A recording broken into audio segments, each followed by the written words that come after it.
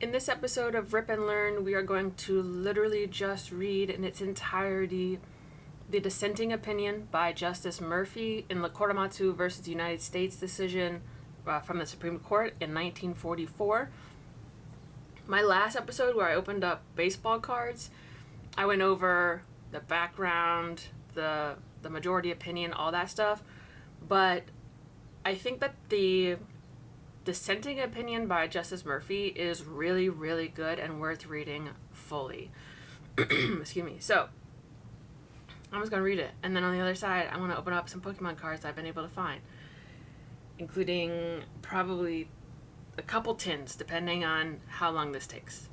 So, let's just start. Excuse me again. This exclusion of all persons of Japanese ancestry, both alien and non-alien, from the Pacific Coast area on a plea of military necessity in the absence of martial law ought not to be approved. Such exclusion goes over the very brink of constitutional power and falls into the ugly abyss of racism. In dealing with matters relating to the prosecution and progress of a war, we must accord great respect and consideration to the judgments of the military authorities who are on the scene and who have full knowledge of the military facts. The scope of their discretion must, as a matter of necessity and common sense, be wide, and their judgments ought not to be overruled lightly by those whose training and duties ill-equip them to deal intelligently with matters so vital to the physical security of the nation. At the same time, however, it is essential that there be definite limits to military discretion, especially where martial law has not been declared.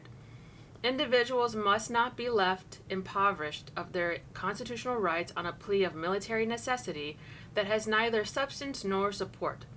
Thus, like other claims conflicting with the asserted constitutional rights of the individual, the military claim must subject itself to the judicial process of having its reasonableness determined and its conflicts with other interests reconciled.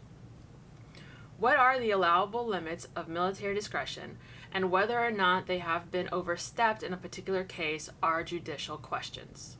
From Sterling versus Constantine, those numbers. The judicial test of whether the government, on a plea of military necessity, can validly deprive an individual of any of his constitutional rights is whether the deprivation is reasonably related to a public danger that is so, quote, immediate, imminent, and impending, end quote, as not to admit of delay and not to permit the intervention of ordinary constitutional processes to alleviate the danger. And then he cites 3 cases. Civilian Exclusion Order Number 34, banishing from a prescribed area of the Pacific Coast, quote, all persons of Japanese ancestry, both alien and non-alien, end quote, clearly does not meet that test. Being an obvious racial discrimination, the order deprives all those within its scope of the equal protection of the laws as guaranteed by the Fifth Amendment. It further deprives these individuals of their constitutional rights to live and work where they will, to establish a home where they choose, and to move about freely. In excommunicating them without benefits of hearings, this order also deprives them of all their constitutional rights to procedural due process. Yet no reasonable relation to an immediate, imminent, and impending public danger is evident to support this racial restriction, which is one of the most sweeping and complete deprivations of constitutional rights in the history of this nation in the absence of martial law. It must be conceded that the military and naval situation in the spring of 1942 was such as to generate a very real fear of invasion of the Pacific Coast, accompanied by fears of sabotage and espionage in that area. The military command was therefore justified in adopting all reasonable means necessary to combat these dangers. In adjudging the military action taken in light of the then apparent dangers, we must not erect too high or too meticulous standards. It is necessary only that the action have some reasonable relation to the removal of the dangers of invasion, sabotage, and espionage. But the exclusion, whether temporarily or permanently, of all persons with Japanese blood in their veins has no such reasonable relation. And that relation is lacking because the exclusion order necessarily must rely for its reasonableness upon the assumption that all persons of Japanese ancestry may have a dangerous tendency to commit sabotage and espionage and to aid our Japanese enemy in other ways. It is difficult to believe that reason, logic, or experience could be marshaled in support of such an assumption. That this forced exclusion was the result in good measure of this erroneous assumption of racial guilt rather than a bona fide military necessity is evidenced by the commanding general's final report on the evacuation of the Pacific Coast area. In it, he refers to all individuals of Japanese descent as subversive, as belonging to a, quote, an enemy race whose racial strains are undiluted, and as constituting over 112,000 potential enemies at large today along the Pacific Coast. In support of this blanket condemnation of all persons of Japanese descent, however, no reliable evidence is cited to show that such individuals were generally disloyal or had generally so conducted themselves in this area as to constitute a special menace to defense installations or war industries, or had otherwise, by their behavior, furnished reasonable ground for their exclusion as a group. Now, let's take a second to look at the footnotes. So if you're not familiar, a footnote is when there's a number, and then at the bottom of the page, in the footer of the margins in the bottom, it has more information. So he has these really horribly racist quotes from the general who made this report, General DeWitt, who we heard about in the last video I made.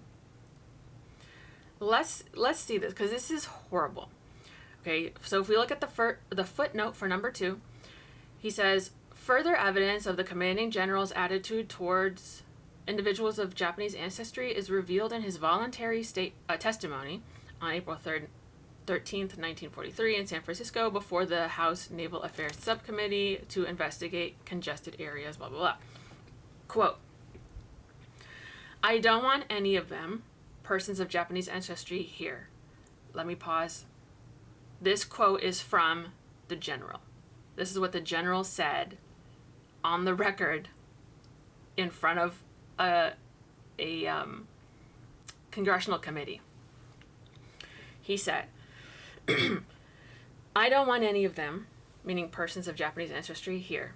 They are a dangerous element. There is no way to determine their loyalty. The West Coast contains too many vital installations essential to the defense of the country to allow any Japanese on this coast. The danger of the Japanese was, and is now, if they are permitted to come back, espionage and sabotage. It makes no difference whether he is an American citizen, he is still a Japanese. American citizenship does not necessarily determine loyalty, but we must worry about the Japanese all the time until he is wiped off the map. Sabotage and espionage will make problems as long as he is allowed in this area. That's wild. And then if we look again at the third footnote, it says the final report, he says page 9, casts a cloud of suspicion over the entire group by saying that, quote, while it was believed that some were loyal, it was known that many were not.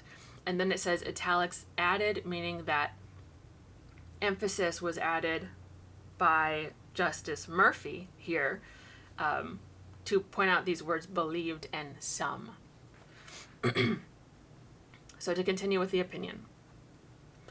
Justification for the exclusion is sought instead mainly upon questionable racial and sociological grounds not ordinarily within the realm of expert military judgment, supplemented by certain semi-military conclusions drawn from an unwarranted use of circumstantial evidence. Individuals of Japanese ancestry are condemned because they are said to be a large, unassimilated, tightly knit racial group bound by an enemy nation by strong tie, bound to an enemy nation by strong ties of race, culture, custom, and religion. So if we go down to the footnote for number 4, he's pointing out that final report again in some extra pages. He says, to the extent that assimilation is a problem, it is largely the result of certain social customs and laws of the American general public. Studies demonstrate that persons of Japanese descent are readily susceptible to integration in our society if given the opportunity. Strong, the second generation Japanese problem, 1934. And so he says all of these other studies that show that. The failure to accomplish an ideal status of assimilation, therefore, cannot be charged to the refusal of these persons to become Americanized or to their loyalty to Japan, and the retention by some persons of certain customs and religious practices of their ancestors is no criterion of their loyalty to the United States. So if we go back to the opinion, they are claimed to be given to, quote, emperor worshipping ceremonies and to dual citizenship. So if we go to the footnotes again, for number 5, he says no sinister correlation between the emperor worshipping activities and disloyalty to America was shown. And then for the 6th footnote, the charge of dual citizenship springs from an understanding of the simple fact that Japan in the past used the doctrine of jus sanguinis, or whatever, something French, as she had a right to do under international law, and claimed as her citizens all persons born of Japanese nationals wherever located. So I imagine that's like the U.S. U.S. citizenship, where if your parents are American and you're born somewhere else, you're still an American, even if you weren't born on American soil. Japan has greatly modified this doctrine, however, by allowing all Japanese born in the U.S. to renounce any claim of dual citizenship, and by releasing her claims as to all born in the United States after 1925. And then he adds some citations there. Then we have, if we go back, there's one more footnote. So he says, Japanese language schools and allegedly pro-Japanese organizations are cited as evidence of possible group disloyalty. So then we scroll down to the footnote for number 7. We have had various foreign language schools in this country for generations without considering their existence as ground for racial discrimination. No subversive activities or teachings have been shown in connection with Japanese schools. So he's just poking holes in these ridiculous racist claims, claiming that Japanese people don't assimilate, meaning like become Americanized, probably learn English, things like that. He's saying that's not true. And that a lot of times if it doesn't happen, it's because of social issues and access to that. So to go back to the opinion, Japanese language schools and allegedly pro-Japanese organizations are cited as evidence of possible group disloyalty, together with facts as to certain persons being educated and residing at length in Japan. So if we go to that footnote, such persons constitute a very small part of the entire group, and most of them belong to the Kabai, I'm not sure, movement, the actions and membership of which are well known to our government agencies. So this is not like a secret hidden group. Going back to the opinion. It is intimated that many of these individuals deliberately resided at, quote, adjacent to strategic points, end quote, thus enabling them to, quote, to carry into execution a tremendous program of sabotage on a mass scale, should any considerable number of them have been inclined to do so. Now, there's another important footnote. I know this is weird to go back and forth, but these footnotes are really good. Like, a lot of time people just skip the footnotes. Don't skip the footnotes here. This is good stuff. So for number 9, again, he's referring to the final report. So this final report must be juicy. I should probably read that too, because it seems juicy. He says this. This insinuation, based purely upon speculation and circumstantial evidence, completely overlooks the fact that the main geographic pattern of Japanese population was fixed many years ago with reference to economic, social, and soil conditions. Limited occupational outlets and social pressures encouraged their concentration near their initial points of entry on the Pacific coast. That these points may now be near certain strategic military and industrial areas is no proof of a diabolical purpose on the part of the Japanese Americans. So what does this mean in regular English? It means that there was not a lot of job opportunities for Japanese immigrants. A lot of them ended up being farmers and things like that. Therefore, they were pretty much reliant on, if they were a farmer, okay, or did some kind of agriculture, you would have to go to a place that has good farmland. You're not going to go somewhere that has bad farmland when you're trying to be a farmer, right? So geographically, you're limited to where you can go based on how good the soil is. Further, this also mentions that it also says social pressures encourage their concentration near their initial points of entry on the Pacific coast. Wherever they enter the country, let's say they came in through Angel Island, which is, I believe, next to San Francisco or in San Francisco. San Francisco even today has a very big Asian population and a very big Asia or Chinatown or however you want to call it. And so if I am an immigrant coming from a foreign land where they speak not English, and I'm making this massive transformation and this massive move in my life, I want to be around people that I can talk to. And if I don't speak English, then I want to be around people who speak the language that I do, which in this case would be Japanese, and therefore I want to be around people who also speak Japanese. If you go further out into the countryside in California, the odds of you finding people who speak Japanese is probably pretty low. I don't know, maybe not, but probably. So that's what he's saying, is that yes, there are clusters of Japanese people, but they didn't stay in those places because they were strategic locations. They stayed there because of social things, like, again, being around people who have the same language as you, or because that's where they were able to have a job. They were able to have an occupation. So he's saying, like, this is like backwards conspiracy theory trash, basically, racist bullshit. To continue, let's see. The need for protective custody is also asserted. The report refers, without identity, to, quote, numerous incidents of violence, as well as to other admittedly unverified or cumulative incidents, meaning like overtime. From this, plus certain other events not shown to have been connected with Japanese Americans, it is concluded that the, quote, situation was fraught with danger to the Japanese population itself, end quote, and that the general public, was ready to take matters into its own hands. Again, incredibly racist and problematic. In number 10, in the footnote for 10, again, refers to that final report. This dangerous doctrine of protective custody, as proved by recent European history, meaning aka the Nazis, should have absolutely no standing as an excuse for the deprivations of the rights of minority groups. Let's put that into normal words for just a second. If he's saying,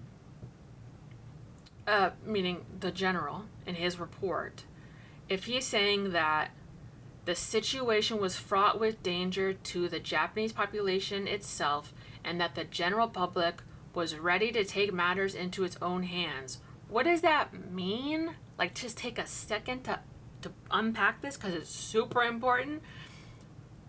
What General DeWitt is saying is, claiming, is that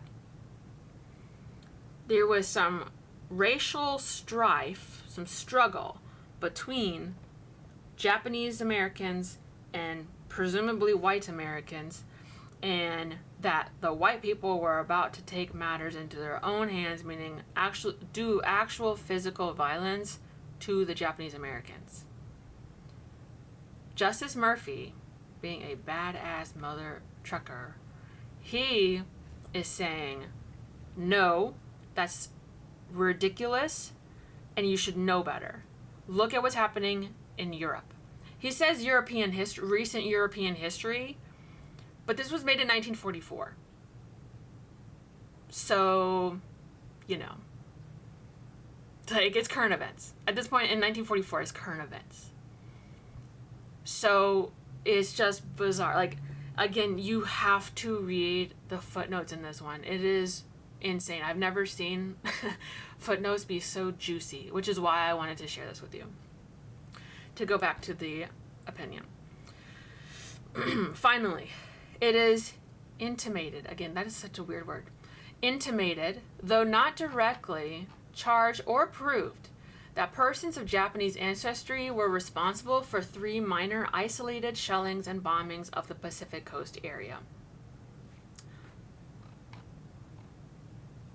Oh, wait. To finish up, I see now there's a little bit more for the footnote number 10. It starts off here at the bottom. In this instance, moreover, there are only 2 minor instances of violence on record involving persons of Japanese ancestry. So that was just another little note. Now for 11, one of these incidents, the reputed dropping of incendiary bombs on an Oregon forest, occurred on September 9, 1942, a considerable time after the Japanese Americans had been evacuated from their homes and placed in assembly centers. So what he's saying is there was an incident, and I haven't looked into that. I'm not sure what exactly happened. But what he's saying is the Japanese were already interned by that point. Like, they were already taken away from their homes. So, like, you know, he's just using that as a point there. And he says that there's also unidentified radio transmissions and night signaling as well. Okay, to continue. The main reasons relied upon by those responsible for the forced evacuation, therefore, do not prove a reasonable relation between the group characteristics of Japanese Americans and the dangers of invasion, sabotage, and espionage. The reasons appear instead to be largely an accumulation of both the misinformation, half-truths, and insinuations that for years have been directed against Japanese Americans by people with racial and economic prejudices, the same people who have been among the foremost advocates of the evacuation. In his very polite, very legal way, he is saying, you guys are just racist assholes, and this was done on purpose, and you're making all these excuses, and you're making all these conspiracy theories, and if we're using current terminology, he's saying you're falling for the fake news, you stupid idiots, and you're just playing into their racism. If we look at the footnote for number 12, special interest groups were extremely active. And that's interesting too. Special interest groups, and like we definitely talk about that today a lot. A special interest group is exactly what it sounds like, a group of people that have a special interest. That could be being pro-abortion, anti-abortion, it could be being Christian, it could be being black, it could be like whatever is important to you, that is like the main issue. It could be something social, like domestic violence. It could be something capitalist, like an oil company, like anything. It could be any special interest. Again, it could be a religion, a group of people who have the same job, or whatever, okay? But they're not a new thing. They're not a new thing. This was, again, written in 1944. Special interest groups were extremely active in applying pressure for mass evacuation, meaning the relocation of Japanese people. We skip forward a little bit. Mr. Austin E. Anson, managing secretary of the Salinas Vegetable Grower Shipper Association, has frankly admitted that, quote, we're charged with wanting to get rid of the Japs for selfish reasons. We do. It's a question of whether the white man lives on the Pacific coast or the brown men. They came into this valley to work and they stayed to take over. They undersell the white man in the markets. They work their women and children while the white farmer has to pay for pay wages for his help. If all the Japs were removed tomorrow, we'd never miss them in 2 weeks because the white farmers can take over and produce everything the Japs grows. And we don't want them back when the war ends either. Again, just straight up racism. Being very, very transparent. He doesn't see it as racist, but, is very obvious. Further, he says it. He says we want to get rid of them for selfish reasons. This isn't about sabotage. He doesn't mention sabotage here. He doesn't mention espionage. He doesn't mention being afraid of war. He's saying that he's inconvenienced by Japanese Americans and he wants more money. You can't get more transparent than that. It's fascinating. To continue the opinion, a military judgment based upon such racial and sociological considerations is not entitled to the great weight ordinarily given the judgments based upon strictly military considerations. Especially is this so when every charge relative to race, religion, culture, geographical location, and legal and economic status has been substantially discredited by independent studies made by experts in these matters. I think that's really interesting as well. Because 13. Okay.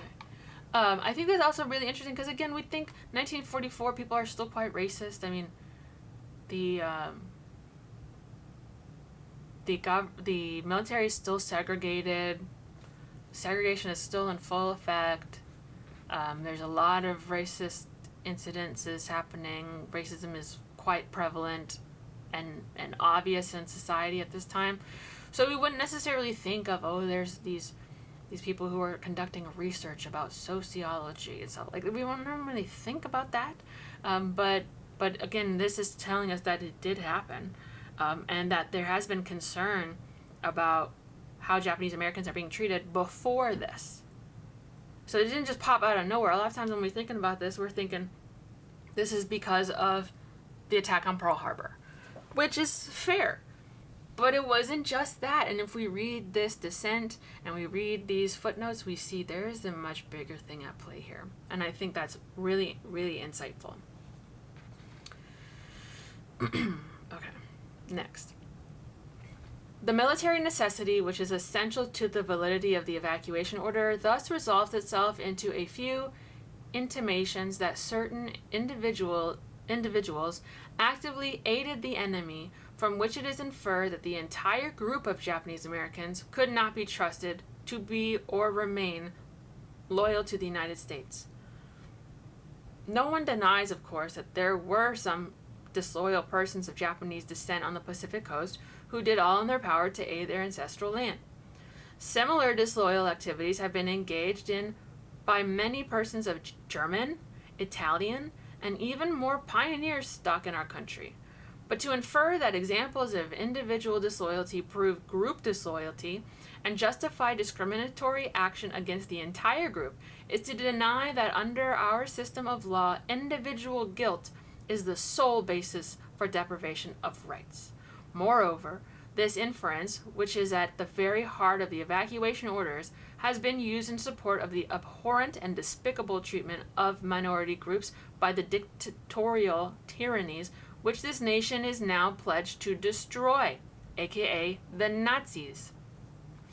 To give constitutional sanctions to that inference in this case, however well-intentioned, may have been the military command on the Pacific coast, is to adopt one of the cruelest of the rationales used by our enemies to destroy the dignity of the individual and to encourage and open the door to discriminatory actions against other minority groups in the passions of tomorrow.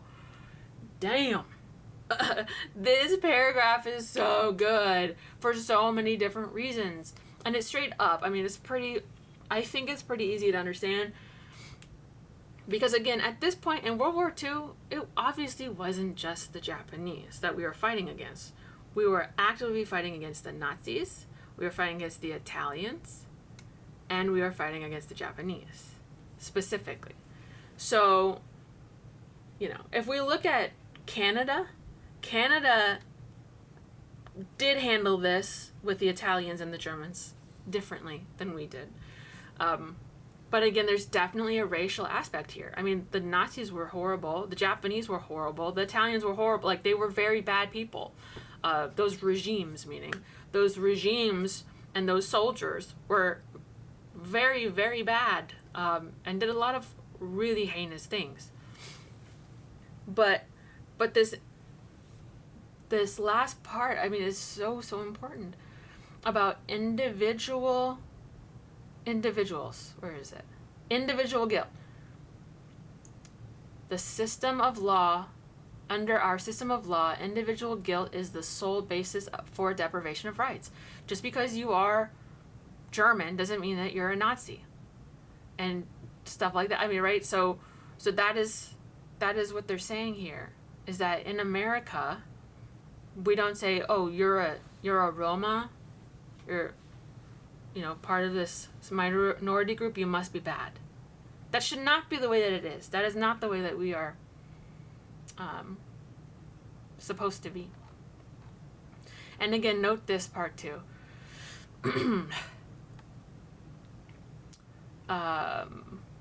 To adopt this, I'll just say it again, to give constitutional sanction, meaning approval, to that inference in this case, however well-intentioned may have been the military command on the Pacific coast, is to adopt one of the cruelest of the rationales used by our enemies to destroy the dignity of the individual and to encourage and open the door to discriminatory actions against other minority groups in the passions of tomorrow.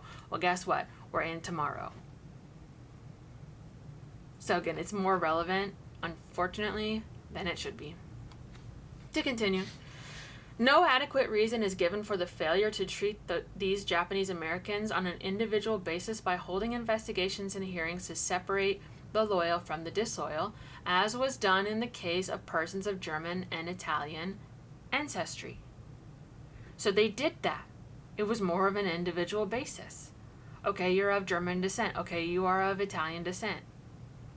Are you loyal to the United States of America? They gave them a chance. Japanese Americans did not get such a chance.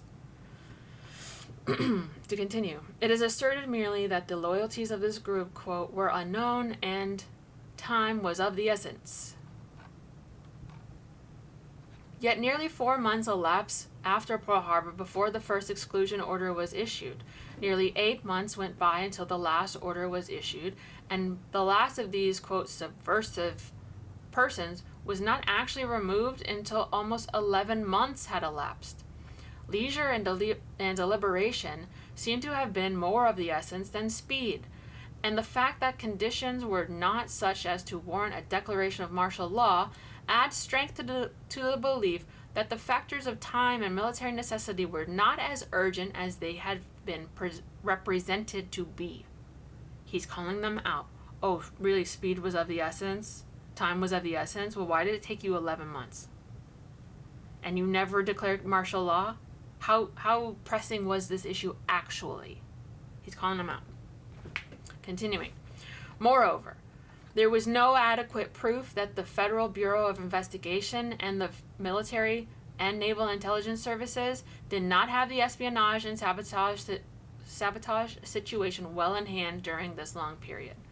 Nor is there any denial of the fact that not one person of Japanese ancestry was accused or convicted of espionage or sabotage after Pearl Harbor while they were still free. Okay, and 14, the footnote for 15, the final report again, makes the amazing statement that as of February 14, 1942, quote, the very fact that no sabotage has taken place to date is a disturbing and confirming indication that such action will be taken, unquote. Apparently, in the minds of the military leaders, there was no way that the Japanese Americans could escape the suspicion of sabotage. To go back to the opinion, so again, they were not accused or convicted. of espionage or sabotage. Espionage, I should have said before, being a spy. Sabotage is the action of committing, a problem against the government, in this case. A fact which is some evidence of the loyalty of the vast majority of these individuals and of the effectiveness of the established methods of combating these evils. It seems incredible that under these circumstances, it would have been impossible to hold loyalty hearings for the mere 112,000 persons involved, or at least for the 70,000 American citizens, especially when a large part of this number represented children and elderly men and women. So then, for the footnote, during a period of 6 months, the 112 alien tribunals or hearing boards set up by the British government shortly after the outbreak of the present war summoned, meaning World War II, and examined approximately 74,000 German and Austrian aliens. These tribunals determined whether each individual enemy alien was a real enemy of the Allies or only a, quote, friendly enemy. About 64,000 were freed from internment and from any special restrictions, and only 2,000 were interned. So, what are they talking about? Even Britain was able to kind of parse through this and see, like, yes, these people are of descent from the countries that we are at war with, but to what extent do they pose an actual threat?